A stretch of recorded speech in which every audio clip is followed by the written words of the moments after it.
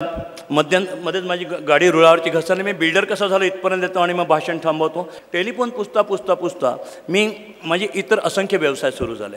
काय होतं, मी तुमच्या घरी फोन पुसायला यायचो. घरी फोन पुसायला आल्यानंतर त्या टेबलावर जिथं फोन असायचा त्याच्यावर पसारा असायचा, हातातल्या अंगठ्या किंवा बायकाच्या इयरिंग असायच्या. मी त्या वहिनींना हाका मारायचा, वहिनी साहेब आधी अंगठी आणि एक कानातलं उचला, चोरीला गेले तर माझ्या गरीबावर हात धरेल. मग नुसतं टेबल साफ नाही करायचं, म्हणजे फोन नाही साफ करायचा. ती जी पुस्तकं वेडीवाकडी होती ती पण मी लावून ठेवायचं व्यवस्थित. त्या काळी ऑडिओच्या कॅसेट असायच्या सोनी किंवा TDK कंपनीच्या, आत्तासारख्या DVD नव्हत्या. त्या वेडेवाकड्या पडलेल्या असायच्या, त्या मी बॉक्समध्ये घालून ठेवायचो. अशा प्रकारे नुसता फोन न पुसता माझ्या प्रामाणिकपणावर शंका नाही म्हणून त्या वहिनींना हाका मारून बांगड्या उचलायला लावणारा, त्याच्यानंतर पुस्तकं आवरून ठेवणारा. संध्याकाळी त्यांचे मिस्टर जेव्हा घरी यायचे तेव्हा त्या वहिनी म्हणायच्या, तो कॉलेजचा मुलगा सकाळी फोन पुसताना गुणी आहे. आपाप मुद्दाम नाही करायचो मी, आपाप सवय नाही करायचो आणि ते मी शाबासकीची सर्टिफिकेट घ्यायचो. त्याच्यामुळे जिथे मी बँकेत फोन पुसायचो, ऑइल इंजिनला फोन पुसायचो, तिथे मला इतर कामं मिळायला लागली आणि एक चांगलं सर्टिफिकेट मिळायला लागलं. पुढे काय झालं, पुढे माझं बिलबुक मी छापलं. तुम्हाला नाव छापलं सांगतो, मार्केटिंग खूप महत्त्वाचं आहे. बिलबुकावर माझ्याकडे पत्ता नव्हता. एक माझा कॉलेजचा मित्र त्याच्या वडिलांचं CAचं ऑफिस होतं, त्याचा मी केअर ऑफ पत्ता वापरला.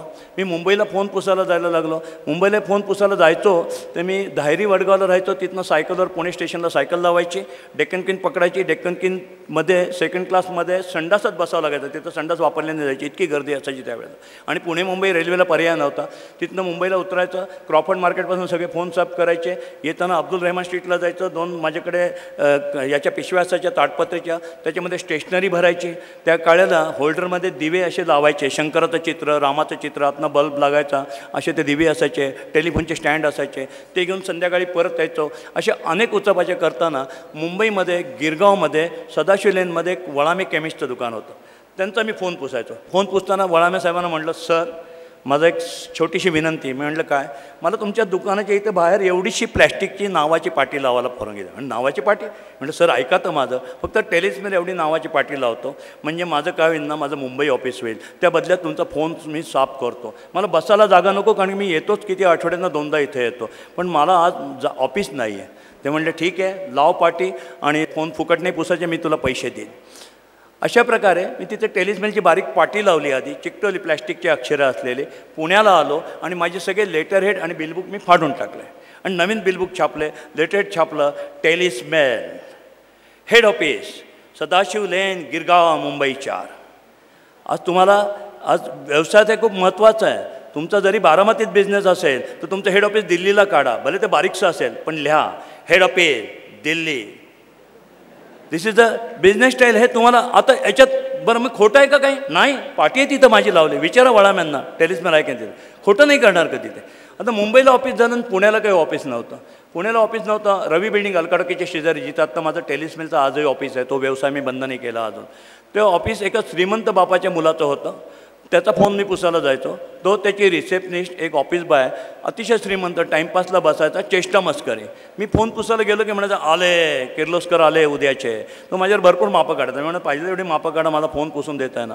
आता मला मुंबईला ऑफिस नावाला मिळालं, पुण्याला ऑफिस मिळालं तर मी त्यांना रिक्वेस्ट केली, सर तुमची किती करमणूक होते माझ्यामुळे, माझी मापं काढता, मला टेबल स्पेस द्या की बसायला इथे. तुमचा दिवस छान जाईल, मजेत छान जाईल, मी जेव्हा येईल तेव्हा. ते म्हणले हे तू एवढ्या मोठ्या किर्लोस्करांना, मला तर किर्लोस्कर म्हणून चिडवायचे, कसं काय द्यायचं. म्हटलं द्या हो सर. ठीक आहे म्हणाले, तुला देतो. भाडं किती देणार? म्हटलं तुम्ही सांगा. 60 रुपये सांगितलं. बरं म्हटलं 60 रुपये देतो. पण म्हटलं मग कधीपासून येऊ? थांब म्हणाले, उद्याचे किर्लोस्कर येणार म्हणजे हे ऑफिस छान रंगवायला पाहिजे, मेलामेन पॉलिश करायला पाहिजे आणि मग तुला आम्ही वाजत गाजत घेणार. चेष्टा करतोय कळलं मला. बरं म्हटलं ते करा म्हणजे काय म्हणाले. तर ते त्यांचा एक इंटिरियर करणारा मित्र होता, त्याने त्याला डोळा मारणार विचारलं किती खर्च येईल. तो म्हटलं 500 रुपये. म्हणजे मी 500 रुपये बँकेचं कर्ज घेतलं, याला द्यायचं नाही आहे, मला कळलं. मग म्हटलं याला सोडायचं नाही आता. त्याच्यापुढे 3 महिने फॉलोअप केला. मी त्यांना एकच विनंती केली, तुमचं ऑफिस रंगवून देतो, तुम्हाला पॉलिश करून देतो, मला कृपया टेबल स्पेस द्या, मी तुमचं 60 रुपये महिना भाडं देतो. तर म्हटलं तू फोन पुसणारा माझं ऑफिस खराब करशील, मी तुला देणार नाही. मी आमच्या मामाकाडीन केलेलं बँकेच्या, त्यांना घेऊन आलो. मामाकाडीन त्यांना छान सांगितलं, हे बघ तू या मुलाला आशेला लावलं आहे. त्याला मी शाळकरी, आपला कॉलेजचा मुलगा होता. तू याला तुझं ऑफिस देणार नसेल तर नाहीच सांग, पण तू याला रंगवाचा चान्स दे ना. ते म्हणलं हा नुकसान करेल. त्याने खिशातनं 500 रुपये काढले, हे 500 रुपये डिपॉझिट ठेव माझे, या मुलाला तो ऑफिस रंगवायला दे, आणि नाही यांनी खराब केलं तर हे 500 रुपये तुला बँक मॅनेजर गॅरंटी देतं, अजून काय पाहिजे. त्याचा नाईलाज झाला. मग मी भोरेआडीमध्ये ज्याच्याकडे फोन पुसायचो त्या दुकानदाराकडे गेलं. सर म्हणलं मला मदत करा, माझं ऑफिस होईल, मला रंग उधार द्या. पेंटर कुठे मिळतात ते द्या, पॉलिश उधार द्या आणि पॉलिशवाला द्या. त्यांनी मला सगळं दिलं, कारण त्यांचा मी फोन पुसायचो आणि मी ते ऑफिस छानपैकी रंगवलं, सगळं झालं. माझं बिल आलं फक्त 66 रुपये, त्या संबंध खर्च लेबरचं कटचं. ही गोष्ट साधारणतः 72-73च्या सुमारची आहे. 66 रुपये बिल आलं. मी दुकानदाराला म्हणलं याचं कॉन्ट्रॅक्टरला दिलं असतं किती झालं असतं. तो म्हणला मेजरमेंट आण. मी मेजरमेंट घेऊन दिलं. तर कॉन्ट्रॅक्टरचं झालं असतं, त्याचं बिल झालं असतं 99 ते 98 ते 99 रुपये होणं होतं. 66 रुपयाला 98 रुपये म्हणजे 50% प्रॉफिटचा हा धंदा चांगला आहे हे लक्षात आल्यावर मी ताबडतोब रंगाचा बिझनेस सुरू केला 1973 साली. फोन पुसता पुसता स्टेशनरी पुरत होतो. आता मी रंगाचा बिझनेस सुरू केला. कसा, तर मला अडचणीतनं मार्ग मिळाला. त्यामुळे मी पेंटॉल नावाची फॉर्म काढली. पेंट ऑल, जसं टेलिस्मेला तसं पेंटॉल. माझ्याकडे 150 पेंटर होते. करेल ते मोठं भव्य, छोटं करायचंच नाही. 150 पेंटरपर्यंत नेलं होतं. आता आयते गिराईक किर्लोस्करांचे फोन पुसतोय, रस्टन हॉस्पिटलमध्ये जातोय, एस्केपमध्ये जातोय, महाराष्ट्र बँकेत जातोय. तिथले सरांना सांगतोय, सर मला रंगाचं काम द्या ना. काहीतरी 10 ठिकाणी मागितलं, 2 ठिकाणं देत आहेत. त्याला भांडवल पाहिजे, महाराष्ट्र बँकेत देत आहेत, सर 500 रुपये दिला तर 5000 द्या ना. चक्र सुरू झालं सगळं.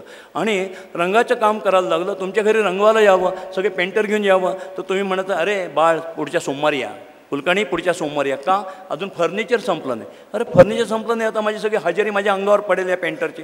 मग फर्निचर आपल्यामध्ये येतं काय? फर्निचर मी करतो ना.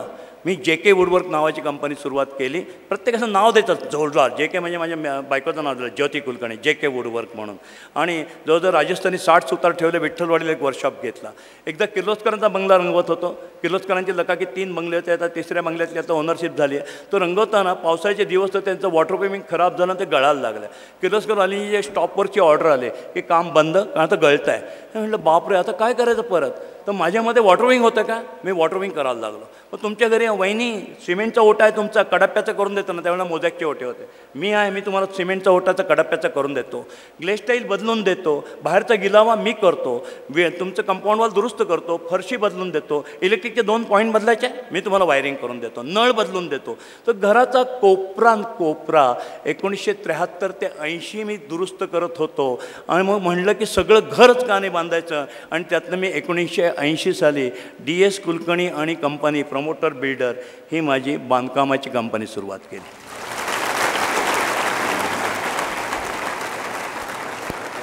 काही छोट्या छोट्या तुम्हाला टिप देतो की ज्या तुम्हाला कुठेतरी जीवनात उपयोगी पडतील, त्या तुम्ही घ्याव्यात. एकच लक्षात ठेवा, तुम्हाला कधी आयुष्यात कामाची लाज वाटता कामा नये. आणि आयुष्यात हो देतो म्हणा, कधी नाही म्हणू नका. पेला अर्धा भरला आहे का सरला आहे या वादात न भरता, ते मंगेश पडगाव छान कविता आहे, पेला अर्धा भरला का सरला. त्यांनी सगळ्यात देणाऱ्या पाहुण्यांनी तुम्हाला आयुष्य सगळं देवाने किंवा त्यांनी कोणी पेला भरून दिलं होतं, अर्धा पोटात गेला असं समजा. आणि मग कसं होतं बघा, संकटानं हसतमुखाने तोंड द्या. तुम्हाला शनी लक्ष्मीची गोष्ट माहीत असेल, नाही तर मी सांगतो शनी लक्ष्मीची जी गोष्ट आहे ती. एका राजाकडे शनी आणि लक्ष्मी दोघेही आले तावातावाने. आणि शनी आणि लक्ष्मी दोघेही राजाला म्हणले, सांग राजा माझ्यातला सुंदर कोण दिसतं. राजा म्हणलं मला 1 मिनटं द्या, त्या कंपाऊंड वॉलपर्यंत जाऊन या, मी तुम्हाला सांगतो. ते दोघेही गेले आणि परत आले. राजा आल्या क्षणी पटकन म्हणाला, हे शनी देवा, तू जाताना किती रे सुंदर दिसत होता, आणि हे लक्ष्मी देवी तू येताना सुंदर दिसत होती. आयुष्यामध्ये शनी येणारे, लक्ष्मी येणारे, आपल्याला काही करून दोघांनाही सुंदर म्हणायलाच पाहिजे, कोणाला नावं ठेवून चालणार नाही. आयुष्यामध्ये धाडस कसं करायचं. थंडी आता पडत नाही, पण आमच्या लहानपणी थंडीच्या दिवसात आम्हाला गार पाण्यानेच आंघोळ करायला लागायची, कारण की एका सिंगल खोलीमध्ये कुठला बंबन कुठला हीटर. थंडीच्या दिवसात पहिला तांब्या अंगावर घेईपर्यंतच थंडी असते. एकदा का पहिला तांब्या अंगावर गेला थंडी पळून जाते. अशा प्रकारे धाडस आपल्याला अशा प्रकारे करायलाच पाहिजे. संकटानं कधीच घाबरू नका. तुम्हाला माहिती आहे गरुड पक्षी जेव्हा जोरात पाऊस येतो, आता पाऊस यायला पाहिजे येतो, जेव्हा जोरात पाऊस येतो त्या सगळे पक्षी आसरा शोधतात. कोणी झाडाखाली, कोणी बिल्डिंग खाली, कोणी कुठे कुठे कुठे. गरुड पक्षी कधी आसरा नाही शोधत. गरुड पक्षी काळ्या ढगाच्या वर जाऊन उडतो आणि तो त्या संकटावर मात करतो, म्हणून तो पक्ष्यांचा राजा असतो. आपल्याला गरुड व्हायचं आयुष्यामध्ये, संकटानं डरून आपल्याला काही चालणार नाही. मित्रांनो, माझ्या आईने एक खूप छान गोष्ट सांगून गेली. इथल्या 2 लोकांची मी माफी मागून ती गोष्ट सांगतो की ती खूप आवश्यक आहे. माझी आई नेहमी मला सांगायची, बाबा रे 2 कोटवाल्यांच्या नादी लागू नको, 2 कोटवाल्यांच्या नादी लागू. एक काळा कोटवाला एवढ्या करता नको, बाबा रे कधी कोर्टाची पायरी चढू नको. आयुष्यातलं साधं सूत्र आहे, तू मोठा बाबा, माझं काही म्हणणं नाही. कधी भांडत बसू नका, कोर्टाची पायरी चढू नका. त्याच्याऐवजी आयुष्य आपण पॉझिटिव्ह गोष्टीला लावू. आणि दुसरा पांढरा कोटवाला म्हणजे डॉक्टर, अरे तब्येतच अशी छान ठेवा की डॉक्टरकडे का जावं लागेल.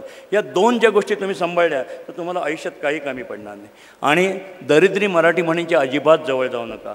कुठल्या मूर्खाने त्या दरिद्री म्हणे आणल्यात माहीत नाही. अंथरून पांघरून बघून हातपाय पसरा. काय रे दरिद्री, वाहनं मोठे, काय गादी मिळत नाही का बाजारात, चादर मिळत नाही का बाजारात. त्या दरिद्री म्हणीतनं आपण बाहेर पडायला पाहिजे. स्वप्न बघू नका, तुम्हाला झेपणार आहे का, कशाला तू स्वप्न बघतो मोठं व्हायचं, हे एक दरिद्री दुसरी म्हणे. अरे 100 स्वप्न बघितलं तर एक तरी खरं ठरतं रे. पण एक खरं करायला 100 स्वप्न बघायला पाहिजे. आणि चांगली स्वप्न पडायला दिवसभर कष्ट करून छान झोप लागली पाहिजे. आणि छान झोपेत पडलेलं स्वप्न खरं करायला दुसऱ्या दिवशी ती झोप उडवली पाहिजे आणि कष्ट करायला पाहिजे. तर तुमची ती पण स्वप्न निश्चित पुरी होऊ शकते. संधी साधू व्हा मित्रांनो. संधी ही तुम्हाला कधी अपॉइंटमेंट घेऊन येत नाही.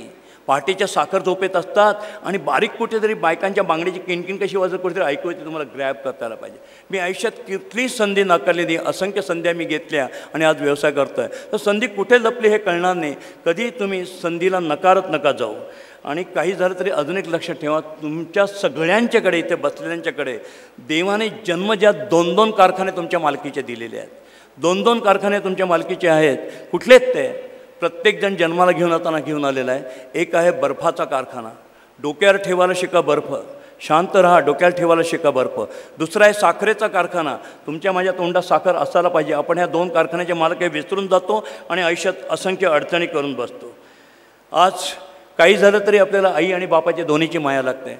पायात काटा टोचला की आपण म्हणतो आई गं, आणि समोर वाघ दिसला की म्हणतो बाप रे. आज दोन्ही हवेत आपल्याला. आदरयुक्त भीती पण पाहिजे, आईची माया पण पाहिजे. त्यामुळे आईवडिलांना मानणं हे खूप अतिशय आवश्यक आहे मित्रांनो. आज आपला रस्ता आपल्यालाच निवडावं लागतं. आपलं शिल्प आपणच तयार करत असतं. कुठल्या शिल्पकाराला तुम्ही विचारलं की एवढा सुंदर तू मूर्ती कशी बनवली रे, तो काय सांगेल जो खरा शिल्पकार असेल तर. हा मी दगड घेतला आणि या दगडातनं ही मूर्ती करताना न लागणारा वेस्टेज असलेला भाग कोरून काढला, उरलं ते सुंदर शिल्प.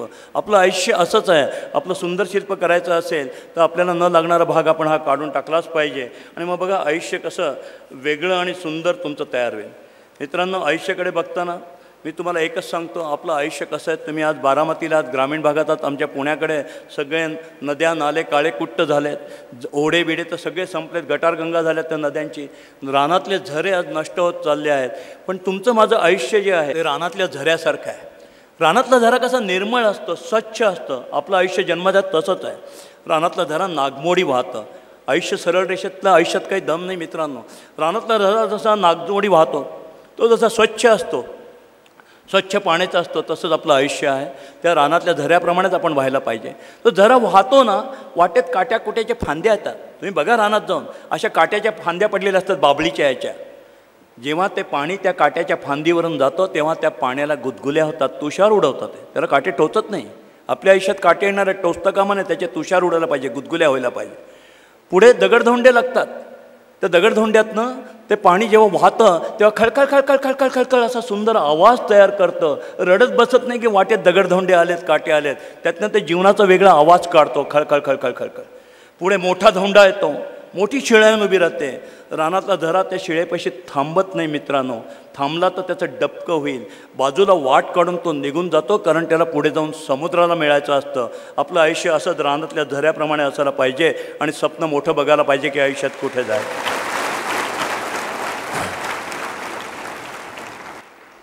स्वप्न मी बघतो. माझ्या आयुष्यात आजही मी 63व्या वर्षी असंख्य काम करतो. आम्ही कन्स्ट्रक्शनमध्ये पुणे, मुंबई, नाशिक, बेंगलोर, चेन्नई, अमेरिकेत आहोत. आम्ही टोयोटाच्या डीलरशिपमध्ये आज भारतातली लार्जेस्ट टेरिटरी, आज 10 शोरूम आणि 6 वर्कशॉप, पुढच्या वर्षी 20 होत आहेत. आमच्याकडे हिनोची डीलरशिप आहे. त्याच्यानंतर आमच्याकडे मी आत्ता माझ्या मुलाने मोटरसायकल बनवायला आम्ही घेतली आहे. हुशांग नावाची याची कंपनी आहे. त्यावेळेला मी माझ्या मुलाला म्हटलं, मी स्वतःसुद्धा कधी कधी कच खातो, तू कोणाची कॉम्पिटिशन करतो? बजाज, होंडा, हिरो, सुझुकी हे कुठे, आणि तू कुठे DS कुलकर्णी कोरियामधनं एक मोटरसायकल आणतो त्याचं मॅन्युफॅक्चरिंग करतो? तो म्हणलं नाही बाबा, तुम्हीच तर भाषणात शिकवतात. मी करेल कॉम्पिटिशन तर मोठीच करेल आणि मी एक दिवशी मोठा होईल. तर मोठी स्वप्नही बघायला पाहिजे आणि प्रत्यक्ष त्यात धडपडायलाही पाहिजे. त्याकडे भांडवल काही खूप दिलेलं नाही मी, पण तो सुरू करतो आहे. आज मोटरसायकल बनवतो आम्ही, ट्रकची एजन्सी आहे. आज मी 3 कॉलेजेस काढलेत मित्रांनो, प्रॅक्टिकल शिक्षण देणारे, कारण की लेक्चर देतं आणि आपण काय करायचं. मी नाही MBAचं कॉलेज काढलं, इंजिनिअरिंगचं काढलं, DEDचं काढलं, BEdचं काढलं, मेडिकलचं काढलं. बिल्डर असल्यामुळे सगळं मला माहिती आहे कसं मिळवायचं, पण मी नाही काढलं. मी फ्रान्सबरोबर गेलो आणि मी म्हणजे माझ्या मिसेसचं हे धोरण आहे. तुम्हाला अजून एक सिक्रेट सांगतो. माझ्या इथे ज्या भगिनी बसलेल्या आहेत, तुम्ही जर आयुष्यात तुम्हाला यशस्वी व्हायचं असेल तर माझे गुरु कोण? माझी आई आणि माझी पत्नी. स्त्रीला जो महत्त्व देतो तोच पुढे जाऊ शकतो. आपल्यापेक्षा जगभर स्त्रिया राज्य करतात, जगभर स्त्रिया राज्य करतात, पुरुष हा सबसिडियरी आहे. भारतामध्येच जरा पुरुष डॉमिनेटिंग जात झाले, पण लक्षात ठेवा परमेश्वराने त्यांना उपजत सिक्स सेन्स दिलेला आहे. पहिल्यापासून त्यांचंच राज्य आहे. बघा ना, पहिल्यापासून अर्थखातं कोणाकडे होतं? देवदत्तींच्याकडे, लक्ष्मीकडे. विद्येचं खातं सरस्वतीकडे, अन्नाचं खातं अन्नपूर्णेकडे, संरक्षणाचं खातं दुर्गेकडे. अशा प्रकारे पूर्वीपासूनही वाटचाल आलेली आहे. आणि माझ्या आयुष्यात जे काही आज मी आहे अशा प्रकारच्या सगळ्या आयुष्यामध्ये माझ्या मिसेसचा आणि माझ्या आईचा वाटा आहे. आणि जो आपल्या मिसेसला, आईला मानतो, तुम्ही उद्या लग्न करणार, शहाणे असाल तर बायको सांगेल ते ऐका, तुमचं भलं होईल. माझे 3 कॉलेजेस माझ्या मिसेसने सुरू केले. आमचे फ्रान्सचे कॉलेजेस आहेत. 5 वर्षाचा master degree course in animation. Animation म्हणजे उंदीर मांजराचं चित्र नाही, रावण कसा बनवायचा. 5 वर्षाचा master degree course in gaming industry आज सगळ्या जगात पुढे गेली आहे. पण गेम कसं बनवायचं शिकवायला एकही शाळा कॉलेज जगात नाही आहे. आम्ही ते पुण्यात पहिलं आणलं. मग तुम्ही म्हणाल गेम कोण बनवतं? त्या कंपनीचं R&D डिपार्टमेंट बनवतं. आता ते कॉलेजेस सुरू झालं आहे. आणि 5 वर्षाचा मास्टर डिग्री कोर्स प्रॉडक्ट डिझायनिंगचा, चष्म्याच्या काडीपासून नायकेच्या शूजपासून फरारी कारपर्यंत त्या कॉलेजला शिकवतो. कधीतरी तुम्ही बघायला या की प्रॅक्टिकल कॉलेज कसं असतं. त्याला करिक्युलम नाही, त्याला पुस्तकं नाही, त्याचे प्रोफेसर दर 3 महिन्यांनी बदलतात. इंडस्ट्रीचे वेगळे ट्रेनर येतात आणि शिकवतात. ज्याच्यामध्ये राष्ट्रपतींच्या हस्ते उद्घाटन झालं. प्रॅक्टिकल शिक्षणाकरता ते आम्ही सुरू केलं. आम्ही शेतकऱ्यांची आत्महत्या थांबाव्या, शेतकऱ्यांना मदत व्हावी एका वेड्या ध्येयाने आम्ही एक लॅपटॉप डेव्हलप केलेला आहे, DSK मोबिलिस नावाचा. आता त्याच्यापुढचं एक आम्ही रोबो तयार केला आहे. तर शेतकऱ्यांचं जेव्हा तुम्ही दूध गोळा करतात तेव्हा ऑन द स्पॉट त्या दुधाचे पैसे त्याला तिथे मिळतील. त्याचं फॅट, त्याचे भेसळ, त्याचं बिल सगळं त्यातनं कळेल, तेही केलं आहे. ट्रॅव्हल कंपनी केलेली आहे. पुढच्या वर्षी हेलिकॉप्टर सर्व्हिसेस सुरू करणार आहेत. अशा असंख्य गोष्टी करताना मी माझ्या घरातले कोणी नाही आणले. आमच्याकडे जातपात धर्म कोणी नाही. जो कष्ट करतो तो माझा भाऊ, तो माझा मुलगा. असे विविध आज 5,000 लोक काम करताना ते बिझनेस करणारे कोण आहेत? तर वेगवेगळे क्षेत्रातले निवडलेले तरुण. तुमच्यातले एखाद्याला जर चमकदार दिसला तर मी घेईल. तू जर पैसेवाला नाही आहेस आणि तुझ्याकडे कुठलंही बॅकग्राऊंड बिझनेसचं नाही आहे तर नवी कोरी पाटी ये माझ्याकडे, चल. कष्ट करणार प्रामाणिकपणे ये माझ्याकडे. पैसे माझे, गुडविल माझं, नाव माझं. फायदा झाला तर तुझा, तोटा झाला तर माझा, चल आता लढ. असं करत करत जेवढे व्यवसाय आम्ही एस्टॅब्लिश केलेत, लोकांवर विश्वास टाकावाच लागतो. आणि म्हणून थकून चालणार नाही. कष्ट करून करून आजारी पडलेला मी नाही पाहिला. तुम्ही पाहिलं असेल तर बघा, सगळे श्रीमंत कष्ट न करणारे डॉक्टरच्या लाईनीत बाहेर उभे असतात. कष्टकरी कधीच आजारी पडत नाही. त्यामुळे कष्टाला कधीच लाजू नका. आणि काही ना काही स्वप्न धडपडत बघा. मी आजही 63व्या वर्षी मी म्हणतोय, मरण्यापूर्वी मी 2 स्वप्न निश्चित बघतोय. 2 स्वप्न मी पूर्ण करणार. एक तर जसं कुठल्याही राजकीय माणसाला मुख्यमंत्री किंवा पंतप्रधान होऊशी वाटतं, वकिलाला न्यायाधीश होऊशी वाटतं, डॉक्टरला मोठं सर्जन हॉस्पिटल करूशी वाटतं, तसं आम्हा बिल्डर लोकांची पंढरी आहे मॅनहॅटन, न्यूयॉर्क. आज आम्हाला, माझं नेहमी स्वप्न असतं, अरे पुणे, मुंबई, नाशिक सगळं बांधलं. अमेरिकेत ते मी गेलो आहे, पण अमेरिकेत न्यूयॉर्कला म्हणजे त्या मॅनहॅटनमध्ये मला बांधायचं. मॅनहॅटनच्या शेजारी गेलो आहे. मरण्यापूर्वी हा DS कुलकर्णी 150 मजली बिल्डिंग मॅनहॅटनमध्ये बांधेल आणि मगच मरेल, असंच स्वप्न मी बघ. आणि अस्सल पुणेकर आहे. तुमच्याकडे मिश्किलता पण पाहिजे. आता पुण्याची मजा संपली हो. आता चितळींची बाकरवाडी लगेच मिळते. पूर्वी मिळत नव्हती ना, तेव्हा कशी मी पटकन मिळवली तो आनंद घ्यायचा. आता ते मिळते पूर्वीची. आमच्या पुण्यातली अजून एक तुम्हाला म्हणजे ज्या मिसळीची चव असायची, त्या मिसळवाले पण संपले, आता सेल्फ सर्व्हिस करतात. आणि मग प्रत्येक मिश्किलतातनं सुद्धा काहीतरी असतं. पुण्याची मिश्किलता वेगळी होती. एक तुम्हाला शेवटची गंमत सांगतो आणि संपवतो की पुण्यामध्ये मिसळवाले, पूर्वीचे मिसळवाले 3 होते. वडावाले पुणेकर काही संबंध नाही, पुण्यात आणि बटाटे वड्याचा. आता पुन्हा बदनाम झालं की वडा हा पुण्याचा असतो. आमच्याकडे बेडेकर मिसळ, वैद्य मिसळ आणि जोशांची श्रीकृष्ण मिसळ अशा 3 होत्या. तिन्ही आता गेले. जोशीभाऊ आत्ता वर्षापूर्वी गेले. तुळशीबागेमध्ये एका बोळामध्ये साधं श्रीकृष्ण भुवन नावाचं दुकान आहे, मिसळीचं दुकान आहे. जोशीभाऊ आता वारले. ते गल्ल्यावर असायचे. रत्नागिरीवाले असल्यामुळे चट्ट्यापट्ट्याचा पायजमा, वरती हाफ बनियन, कपाळाला छान गंध, दाढी स्वच्छ केलेली. बनियनमध्ये कुठेही बघलेत पिवळा डाग नाही, एवढा स्वच्छ माणूस गल्ल्यावर बसायचा. त्यांच्या मिसळीचं वैशिष्ट्यच असं की तिथे गेल्यानंतर बरोबर 11:45ला ते सगळी दारं बंद करतात. ते घड्याघड्यांचं दार, पूर्वीचं दुकान. आतमध्ये एका वेळेला 15-16 माणसं बसू शकतात. आतमध्ये छान पार्टी आहे. येथे चहा कॉफी मिळणार नाही, कारण चला 1 कप चहा पुणेकर घेणार आणि 3-3 तास बसणार. शरद पवार चुकले का, सोनिया गांधी चुकले का, मनमोहन सिंग चुकले हे सांगायला त्याचा वेळ जातो. त्यामुळे चहा कॉफी मिळणार नाही. आणि पुणेकर नाजूक असल्यामुळे ती पार्टी अजूनही तिथं असेल, जाऊन बघा. ही जी गंमत आहे ना, या गमतीतनं व्यवसाय कसा खुलतो बघा. अर्धा प्लेट भजी मिळतील. कारण की त्यांना एका प्लेटमध्ये 6 भजी येतात, त्यांना पचत नाही. मग ते 3-3ची त्यांनी सोय करून ठेवली, अर्धा प्लेट भजे मिळतील. 11:45ला शेवटचं गिराईक आत घेणार, नंतर नाही, आणि त्याची शेवटची वेळ. मी 11:44ला आत गेलो व तिथे मिसळ खाणारा देणारा एकमेकांना अण्णा म्हणतात ते. तिथे मी बसलो, ऑर्डर द्यायचा प्रश्न देत नाही, टेबलावर बसलो, त्याने मिसळ आणून ठेवली.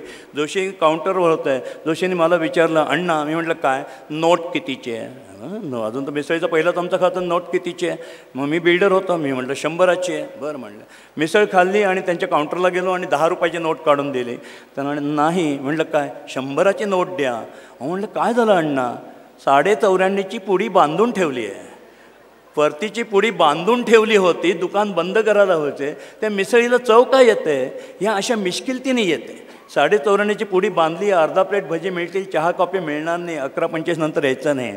मी अस्सल पुणेकर आहे, मला कधी कधी मिश्किल तर घ्यायचे. मी फार कस्टमर ओरिएंटेड करतो, म्हणून मी नेहमी गमतीने म्हणतो हे स्वप्न पूर्ण होईल की नाही मला माहीत नाही. मला पुण्यामध्ये की नाही मस्त पुणेरी पद्धतीचं दुकान काढायचं आहे.